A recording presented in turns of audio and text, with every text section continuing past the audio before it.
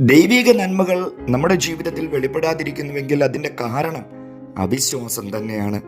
ദൈവത്തോടുള്ള, ദൈവവചനത്തോടുള്ള വിശ്വാസക്കുറവാണ് അവിശ്വാസം. സദൂക്യരോടുള്ള യേശുവിൻ്റെ മറുപടി സുവിശേഷത്തിൽ നമുക്ക് കാണുവാൻ കഴിയുന്നത് ഇപ്രകാരമാണ്: തിരുവെഴുത്തുകളെയും ദൈവശക്തിയെയും അറിയായികയാൽ നിങ്ങൾ തെറ്റിപ്പോകുന്നു. ബൈബിളിലെ ഉപദേശങ്ങളെക്കുറിച്ചും ദൈവത്തിൻ്റെ ശക്തിയെക്കുറിച്ചുമുള്ള അറിവില്ലായ്മയാണ് പലപ്പോഴും നമ്മുടെ അനുഗ്രഹത്തിൻ്റെ തടസ്സം.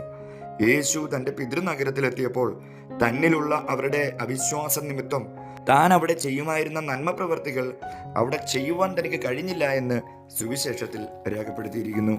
ഒന്ന് ചിന്തിച്ചു നോക്കിക്കേ, അവിശ്വാസം തന്നെയല്ലേ പലപ്പോഴും നിനക്കായി സജ്ജമാക്കിയിരിക്കുന്ന അനുഗ്രഹങ്ങൾ നിനക്ക് ലഭിക്കാതെ പോകുന്നതിൻ്റെ കാരണം? അവിശ്വാസം തന്നെയല്ലേ ദൈവമൊരുക്കിയ നന്മകൾ നീ പ്രാപിക്കാതെ പോകുന്നതിൻ്റെ കാരണം?